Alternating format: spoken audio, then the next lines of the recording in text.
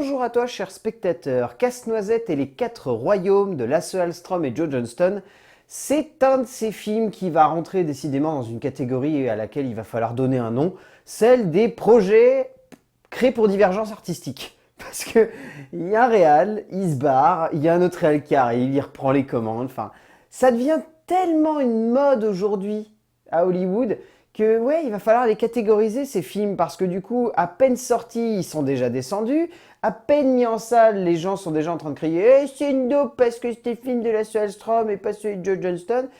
Ça crée des conflits qui ne servent à rien et ça remet surtout en cause la légitimité des studios à dire à un auteur ça ne nous convient pas ce que tu fais. Parce que dans ce cas-là, il ne faut pas lui confier les commandes d'un film. Le résumé pour faire simple, Clara vient tout juste de perdre sa mère et ne sait pas comment se relever de ce drame. Alors qu'elle va à la fête de son parrain, la veille de Noël, elle espère trouver des réponses et notamment la clé d'un mystérieux cadeau laissé par sa défunte mère. Et comment dire, je comprends pas trop pourquoi il y a autant de critiques américaines qui se sont acharnées sur Casse-Noisette. C'est un conte pour enfants. À aucun moment ça n'a une autre visée. Et je trouve que ça se tient.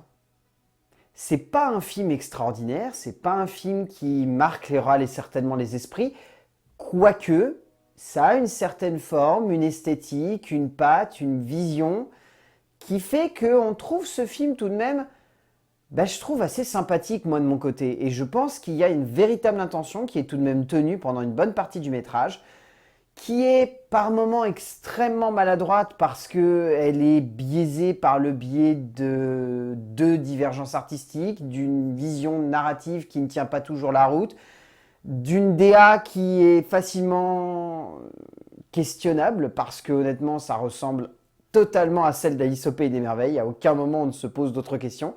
Il y a tout ça, mais le film est sympathique, le film est touchant et divertissant et ne mérite pas d'être descendu comme ça.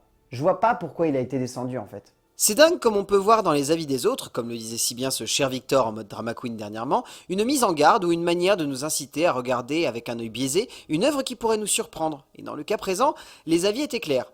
Casse-Noisette n'est pas un bon film.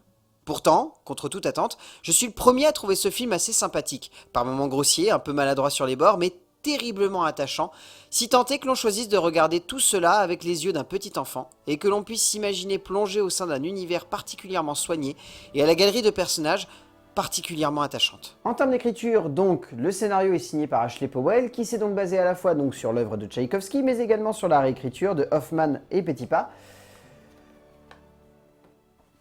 En fait, ça va être très simple. Powell a fait ce qu'elle a pu. Et ça crève les yeux parce que, à mon avis, le scénario de base, ou en tout cas l'histoire de base, est pas très profonde. C'est un conte. Honnêtement, je pense que l'œuvre sur laquelle elle s'est basée, elle doit pas être bien épaisse, hein, très sincèrement, au vu de la complexité de certains personnages et de certains traits de caractère. Mais pour autant, je dirais que la scénariste américaine s'en sort pas trop mal. Elle arrive à pondre un ensemble de personnages qui, je trouve, est extrêmement sincère, qui représentent chacun à leur manière des visions du monde qui sont plutôt intéressantes.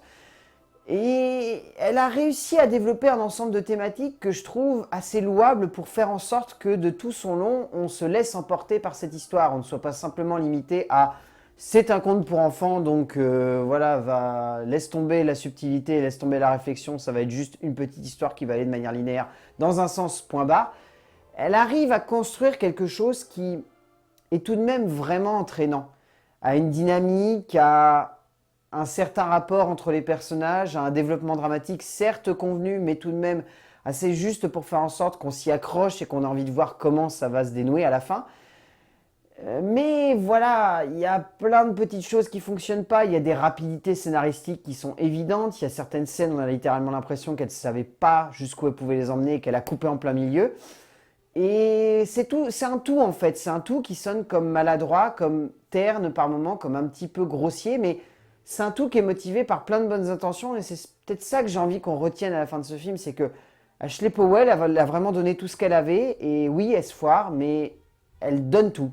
Là-dessus, il est indéniable que Powell a eu du mal à poser une base qui tienne la route. On sent que la scénariste américaine voulait parler du deuil et de la difficulté de se relever de celui-ci lorsque l'on a l'impression que la personne que l'on aimait le plus nous laisse un vide qu'elle n'ait jamais cherché à combler. Mais dramatiquement parlant, cela reste trop faible pour avoir la profondeur escomptée par la jeune auteure, mais pour autant, si l'on admet que cela est maladroit, que cela est bancal, mais que cela est sincère, la démarche touche, entraîne, porte, et démontre bien que la jeune scénariste avait tout de même une vague idée de ce qu'elle voulait nous transmettre en termes d'émotion.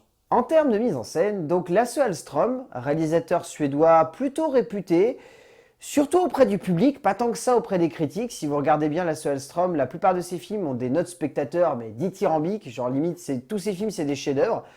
Et la presse n'aime que rarement ses films, parce que Lasse Hallström c'est un réalisateur de l'émotionnel, et pas toujours de l'émotionnel très subtil. Le seul film que j'ai chroniqué de lui sur cette chaîne c'était Mes vies de chien, qui est un long métrage qui fonctionne parce qu'on suit des chiens, parce que sinon c'est très étrange comme histoire.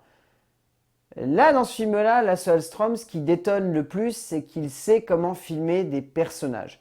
Il sait comment faire ressortir des émotions, comment créer des rapports, comment créer des conflits. Et du coup, ça donne lieu à pas mal de scènes qui sont vraiment assez fortes. Mais je préfère ce que Joe Johnston a apporté au film et les quelques reshoots qu'il a fait, parce que Joe Johnston, c'est un mec qui sait très très bien jouer avec le rapport entre l'animation, les images de synthèse et les acteurs.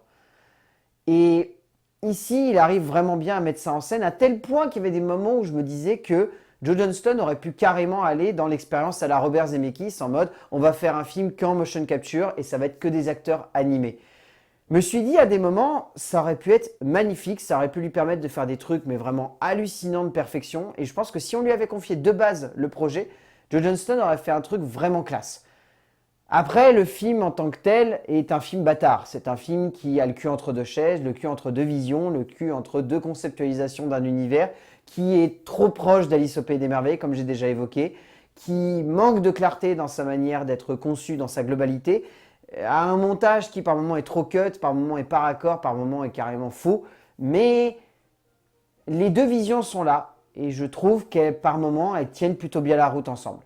Le mélange des styles se voit, mais pour autant, les deux cinéastes, qui se sont succédés aux commandes de ce film, n'empiètent jamais l'un sur l'autre. Hallström parvenant à filmer les personnages avec une grande sensibilité, et Johnston sachant comme personne mettre en scène un monde qui prend vie sous nos yeux. Reste que cela est un peu trop classique, que les relents d'un certain film de Tim Burton se ressentent dans la DA et la manière avec laquelle les effets spéciaux sont gérés, mais bon, honnêtement, au vu du fiasco annoncé par tous, je trouve que personnellement, le film tient plutôt bien la route et se permet même d'être un joli divertissement sensible.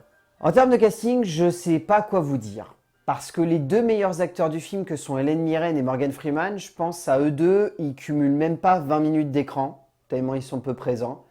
Et pourtant, ils essayent vraiment de donner tout ce qu'ils ont, hein, mais ils sont pas assez présents pour qu'on se souvienne d'eux.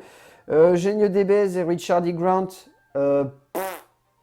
ils sont pas du tout présents en fait. Et les quelques scènes où ils sont présents, ils sont un peu en roue libre. Keira Knightley, c'est bien de vouloir faire comme Anna Tawai dans Alice au Pays des Merveilles, hein. Mais tu vaux mieux que ça, Keira. Tu sais bien mieux jouer que ça, et là honnêtement, t'es clairement soit en roue libre, soit en sous-régime, et du coup ça passe pas. Et en plus, par-dessus ça, l'actrice centrale en qui j'avais beaucoup d'espoir, bah, elle me déçoit complètement sur ce film. Dans ce cas-là, je pense que je ne serais pas le seul à trouver qu'il manque quelque chose dans la plupart des interprétations, et Mackenzie Foy, que j'ai adoré dans Interstellar, est ici beaucoup trop mignonnette pour parvenir à donner quelque chose de fort autour de ce personnage. Au bout du compte, Casse-Noisette et les Quatre Royaumes est loin d'être l'accident de parcours et le fiasco industriel dont tout le monde parlait. C'est juste un film qui a le cul entre deux chaises parce qu'on sent deux auteurs qui n'arrivent pas à contrebalancer le style de l'un et de l'autre. C'est une écriture qui par moments est grossière, mais qui contient assez de thématiques et assez de corps pour faire en sorte qu'on soit passionné par l'ensemble d'un récit. C'est un film qui manquera son coche, c'est sûr, mais qui pour autant reste un divertissement que je vous conseille de voir. Donc Casse-Noisette et les Quatre Royaumes de Joe Johnston et Lasse Hallström, eh ben oui, vous pouvez y aller. Les enfants, ils vont adorer honnêtement. Je suis sûr que vous allez adorer emmener vos gamins voir ça. C'est un vrai conte pour enfants, c'est un vrai conte qui fonctionne dans la période de Noël. Mais voilà, il y a plein de petites maladresses, donc il faut faire abstraction de celle-ci pour totalement apprécier le film. A plus!